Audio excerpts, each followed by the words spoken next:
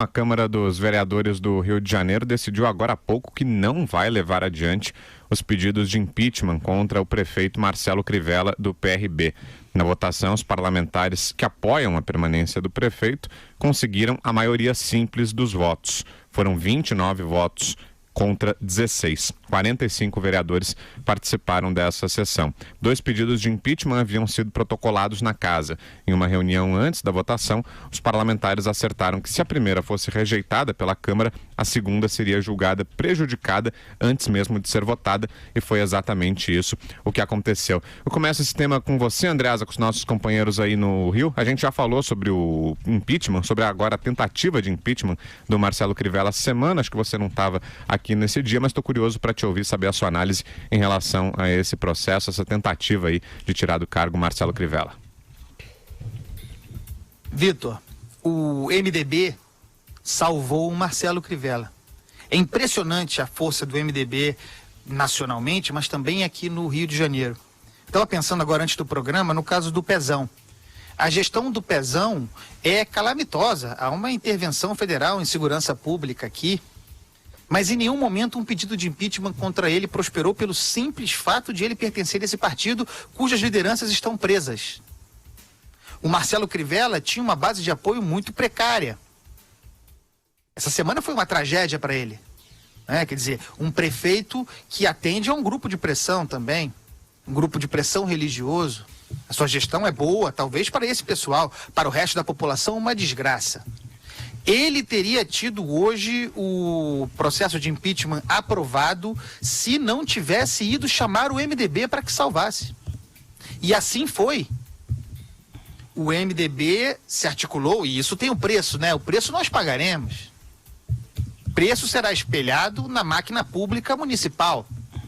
Mas com isso, o Marcelo Crivella, que governa há pouco tempo, entregou a sua gestão ao partido, ao MDB. Que é impressionante como se recria, como se reinventa, como tem capilaridade, como é forte. E por aí vai. Com uma nota hoje. 4 vereadores não participaram dessa sessão. Deve ser coisa de sangue. Entre eles, Carlos Bolsonaro. Que faz, hein? Marcelo Madureira. Pois é. Eu acho que apesar de ser evangélico de carteirinha, né, o Marcelo Crivella foi buscar inspiração em São Francisco de Assis para se salvar, né? Não é dando que se recebe, porque só tem uma explicação, né? A Câmara dos Vereadores não botar, quer dizer, arquivar o impeachment do prefeito Marcelo Crivella, que foi pego, né, num ato ilícito, absolutamente irrespondível, né? Aqui no Rio de Janeiro virou brincadeira, virou comédia, meme, né? Todo mundo, agora no restaurante, tudo fala com a Márcia que ela resolve. Se a Márcia não resolver, fala com o doutor Milton, né? É isso, virou bordão dos cariocas. E isso é péssimo, na verdade, porque isso só piora a vida do carioca. É inacreditável, né? As coisas estão ruins, mas elas sempre podem piorar um pouco mais. Eu não canso, né, de lembrar a situação em que os cariocas se colocaram eleitoralmente, ou viveram eleitoralmente, que foi, né, a escolha, não foi a escolha de Sofia, foi a escolha de Barcelos, né? Por falta de um candidato de centro, moderado, de propostas, né? Nós ficamos entre um candidato, né, de esquerda, o Marcelo Freixo, e o Marcelo Crivella. É que não tinha Marcelo Madureira lá na cédula, viu, Madu? O problema era esse. Que é isso, Vitor? Ainda bem, era só que faltava. Mas enfim, deu no que deu. Né? Deu no que deu. Se fosse o Marcelo Freixo, não seria muito diferente. Né? O Estado é governado pelo Pezão, como lembrou o Andreasa, né? E vejam, meus amigos de São Paulo e do resto do Brasil, vocês não têm noção que ter o seu Estado governado pelo Pezão. O indivíduo que não tem um nome, tem um apodo, um apelido, né? O Pezão é o governador do Estado do Rio de Janeiro. Pois é, e somos governados, o nosso alcaide, nosso prefeito é Marcelo Crivella, que opera a catarata e resolve problema de PTU, né, de igreja evangélica. Né? É assim que vamos, é assim que nós vamos estávamos discutindo há pouco o orçamento da União e agora viemos para o município do Rio de Janeiro, né, a Caixa de Ressonância do Brasil, e encontramos esse problema que parece do Odorico Paraguaçu, né?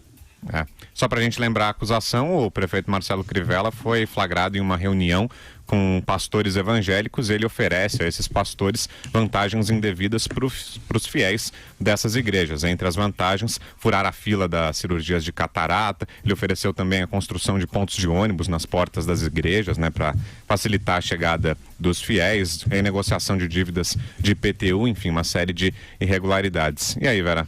Pois é, Vitor, isso serve para mostrar aos eleitores algumas coisas que eu acho que, se bem refletidas, podem contribuir para o amadurecimento da democracia.